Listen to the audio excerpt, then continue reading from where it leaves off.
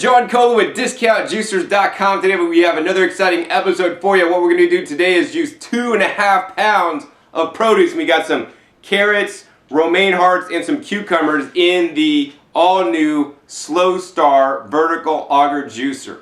Now I do have some other videos on YouTube showing how the Slowstar works, but this is yet another one. To me, the Slowstar is a brand new juicer. I literally just got it maybe a month ago, and I've only used it a handful of times.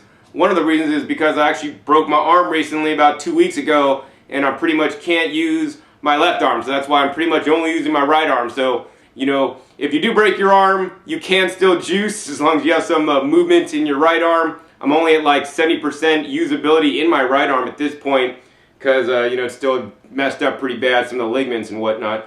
But yeah, you could still totally juice, but it took me out for a little bit, so I couldn't be juicing and have some real time with this. You know, as time goes on, I learn the machines more and more to be able to share with you guys my experiences with it. Up till this point, the Slowstar has worked great at everything I've thrown at it, and it, you know, it just works really good and doesn't back up on me. But I have had some customers write in that have been having some challenges. So hopefully in this video, I'm going to try to address some of the challenges they've been having and maybe why it's been happening. And in a future episode, I will have a specific question and answers video on how to best use a Slowstar to maximize your results so that it doesn't clog up or, you know, leak out the bottom. And that is a common challenge with all vertical auger juicers, not just the Slowstar. The Slowstar is a vertical auger, and all vertical augers can suffer from these issues if they're not used properly. Alright, so with that, let's go ahead and show you all the different components of the Slowstar juicer. First, we have the pusher here, just a standard pusher.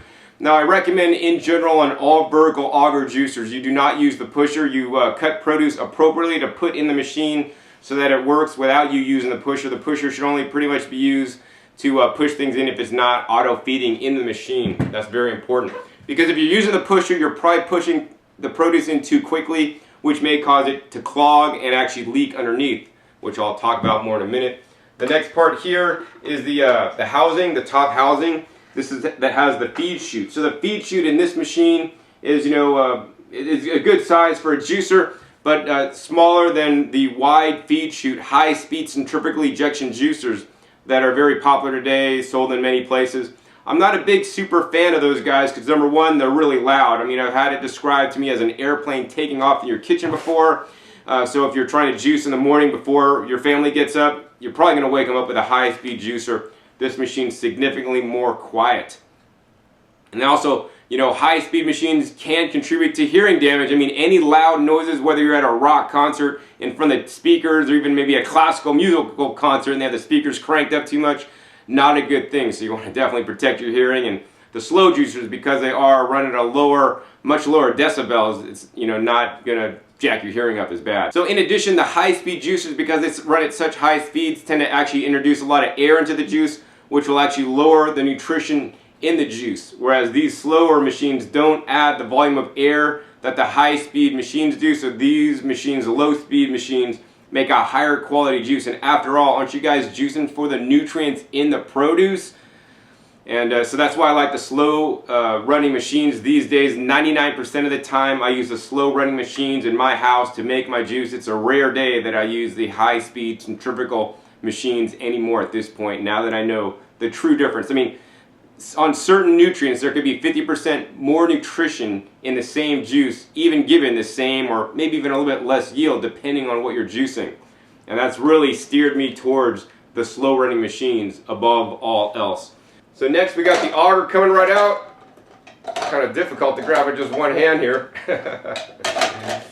And this is called a dual blade auger. So unlike many other vertical single auger machines, this has two blades. There's one blade on this side and one blade over on this side, which is a unique with the single auger vertical design. Most of them have a single blade, which is a pro and con. I like the dual blade because it tends to cut a little bit more, but you still need to pre-cut your produce, maybe just not quite as much. Although for best results, I recommend you dice up all your leafy greens and celery into 1/8 inch pieces, which is actually quite small, for best results. If you don't, then you may succumb to clogging of the outlet ejection ports and or a juice stain on the motor, top of the motor housing when you're finished. So the pro is that you won't have to cut as much. The con is that it's not quite as auto feeding as the Vert series is. The next part, of course, is this the juicing screen, which has 3 individual distinct stages. It has like a first stage. It has 2 different hole sizes, and then a second stage. And basically, upon the initial crush, juice is crushed out the first stage, and then it is pressed and squeezed more and comes out the second stage. One of the things that you guys aren't going to see in this video, but that I've learned after comparing the Slowstar with the Omega Vert series and other competitors, is that this vertical auger tends to grind the produce up more than the other machines. So it grinds the produce up finer, which in general means you're going to get a higher yield. And this can be a pro and also a con, because finer ground up produce may not eject quite as easily, especially if you're not juicing a good juice recipe. For example, if you juice like all kale in this machine, that's not a good idea in my opinion. I mean, you need to mix a kale with carrots, like a piece of kale that's chopped up, a piece of carrot, a piece of some kale, some carrot, to get it to work optimally. If you want to juice straight leafy greens, I do not recommend this machine. I recommend a horizontal single auger style machine instead. So this is the juicing screen. Then next we have the automatic wiping blade. So this is a silicone wiping blade that goes around the screen. And as the juicer's working, this wiping blade that I can't easily do with one hand is basically spinning around to clean off the screen to ensure you get the highest yield, also to make cleanup easier. The final part, and probably the most critical part to this juicer, is the main juicing bowl. And on this bowl, I want to point out a few things. Number one, on the bowl, you want to point out this little flap here on the bottom. This is critical. When you are juicing, this little flap that I just pulled out needs to be pushed all the way in. If the flap is not pushed in, what will happen is that you will get a juice leakage on the top of your motor body. And in addition, what's going to happen is you're going to get a lot of wet pulp out, so your yields won't be as good. Now you want to push this all the way in so the juicer could work like it's supposed to. Now this little flap is the gatekeeper. It keeps the produce in the machine longer to get a full juice and full extraction. If you're juicing small volumes of juice, and I don't know, juicing like 1 carrot and 3 leaves, then there's not enough pulp in there to ever push the pulp that's in there out. In addition, if you are using softer produce like grapes and not juicing a lot of them, then at some point the pulp may not be ejected either. Another thing is that, if you are juicing straight leaves, sometimes juicing straight leaves without adding a carrot behind it to help give some texture and to help push the pulp out will also leave pulp inside the machine and not come out. So I recommend with all vertical juicers, whether you have a Slowstar or other brand, you always need to do something like leafy greens and carrots, or some beets that are some hard fibrous material that's going to help push out the softer leaves. Very important. So another reason why you may get juice leakage on the top of the motor is not if you didn't push this in all the way. That's number one. And number two is this seal right here. If this seal is defective, you will get leakage, but that's pretty rare because this looks like it's it's a seal, a silicone seal. It has basically 3 distinct rings of protection to keep stuff from going through there. But the point of the matter is, if you back this juicer up enough, the pulp is not flowing properly and the juice is not coming out properly, then the juice is going to go wherever it can by gravity through the path of least resistance. So the thing you can do is if you take a little cooking oil and put it on this little seal here, that'll help coat it so that it won't leak as much out this shaft. In addition, it's very important that you feed things at an appropriate slow rate and you have everything pre-chopped into 1/8 inch pieces when juicing the leafy greens. And don't just keep putting handfuls of stuff in there. Put a handful of greens and then wait a couple seconds and put a carrot, wait a couple seconds and then continue to juice. That way you'll get the best results with, you should get minimal leakage. I mean, to date I have not had any leakage on the top of the Slowstar machine personally. So that's how this works. I'm going to make sure that before we put this back together we got that little flap in there. And I did do that, so we're going to go now and put this on. Now the Slowstar is fairly easy to assemble. There's a few white dots on the top of the machine and on the top of this, which you do need to line up. And once you do that, you line them up, they're going to basically kind of like lock into place for you. Then we're going to put the auger in, and finally we're going to put the top on. There's a little red dot in the back here and a little white dot that you're going to want to line up and just lock it into place. Now if you assemble the Slowstar correctly, you'll be able to turn it on. It should start up no problem, and if you didn't assemble it correctly, it will not turn on. So you want to take it apart again and re-put it together to make sure it's assembled properly so it will turn on. I guess the next step is we're going to do is we got the produce on the scale here. It's weighed out. It's about 2.5 pounds of produce. The next thing we're going to do is turn this machine on and we're going to juice the produce. Now when juicing in the vertical auger juicer, whether it's the Slowstar or other ones, you always want to start off with the softest produce item first. So we have carrots, romaine lettuce, and some cucumber. The cucumbers are the softest thing. So we're just going to take a cucumber and drop it in there. Next, we're going to do the second softest thing, which is the romaine lettuce. We're going to put a piece of romaine in there. And in general, I would recommend actually you pre-chop your romaine into 1/8 inch pieces.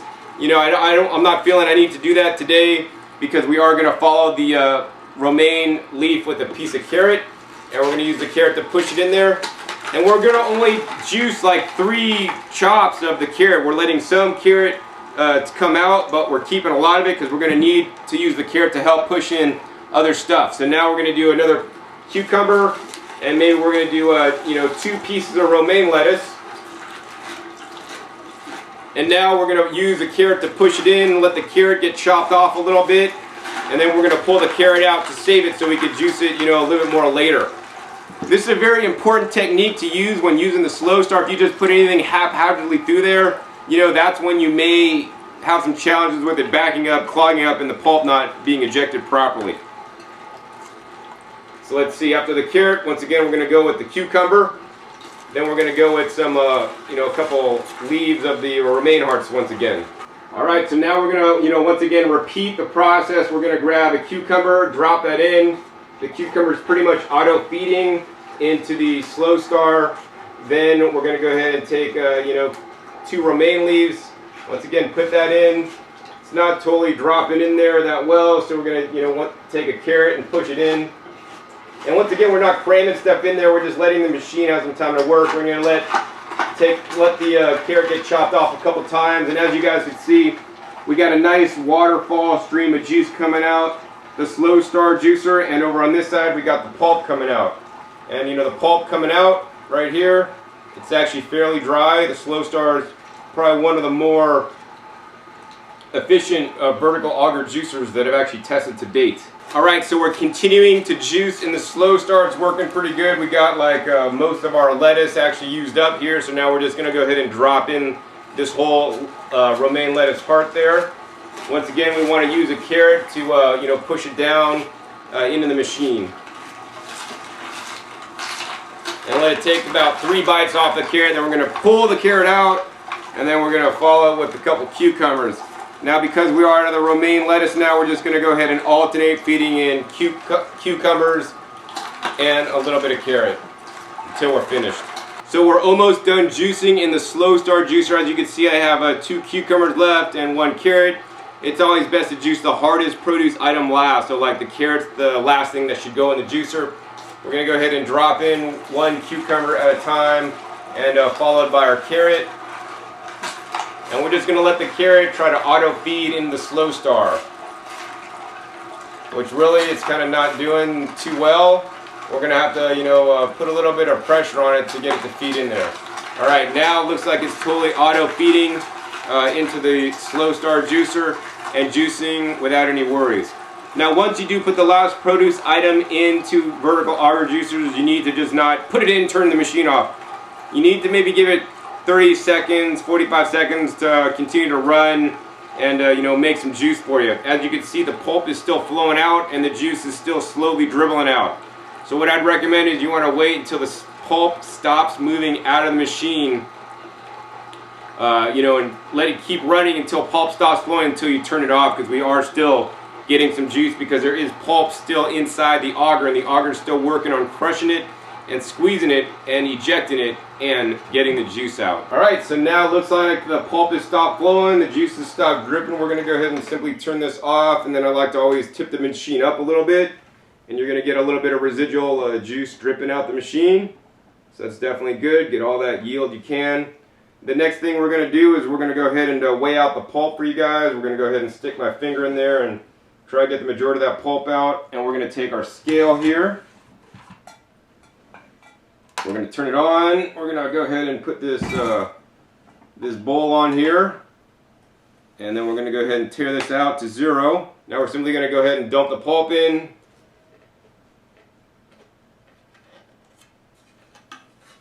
Alright, got a little more pulp going in there. As you guys can see, it looks like the pulp weight is 0.66 or 0.65 pounds. So as you guys can see, we start with 2.5 pounds of produce. It's now 0.65. And if I take some of this pulp here and squeeze it, I could squeeze a little juice out of it, but this juicer was very effective at getting all the juice out. Now, besides just the weight of the pulp, what we're going to do now is we're going to take the juice and check how much juice was made. We're going to go ahead and pour our juice through a standard strainer and see how much pulp is left and how much juice is created. So as you guys can see, there's a fair bit of pulp. Oops. We're just going to go ahead and pour slowly so we don't lose too much juice.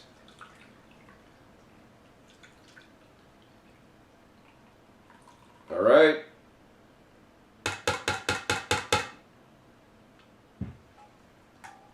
Most of the juice made it in the container, but once again, trying to work with one hand, a little bit challenging today.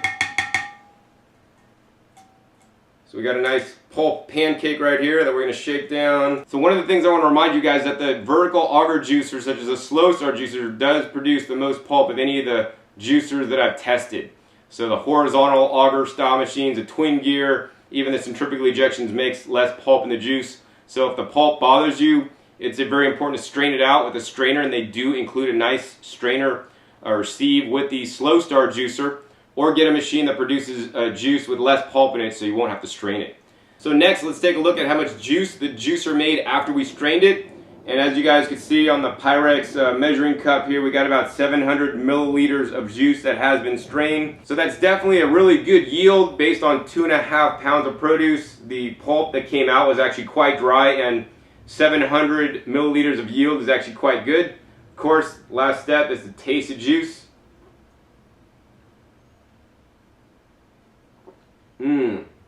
Delicious. I really taste the carrot overtones. Pretty much it's mostly carrot, like a watered down carrot juice. This is a really delicious, simple, and easy to make recipe that you can now make in the Slowstar. And also be assured that you're going to get the highest amount of yield of any vertical juicer that I've tested. So you guys just saw how well the Slowstar juicer did, and I think it did fairly well. Stay tuned to future episodes where I will compare the Slowstar to other kinds of juicers and do comparison tests so that you guys can see which juicer will reign supreme in the yield test. Once again, yield is only one aspect that you want to take into consideration before buying a juicer. I also do talk about things like warranty, about how easy the juicer is to use and to clean, to assemble, to disassemble, and all the different intricacies and pros and cons. I wish I could say you should always buy this juicer, but I can't, because every juicer has its pros and cons, and my job is to share those pros and cons with you so that you guys can determine which juicer will best meet your needs. At this time, I really like the Slowstar vertical auger juicer. It's going to sit on my counter for a while I get to know it more and see if I really like it over some of the other models on the market at this time.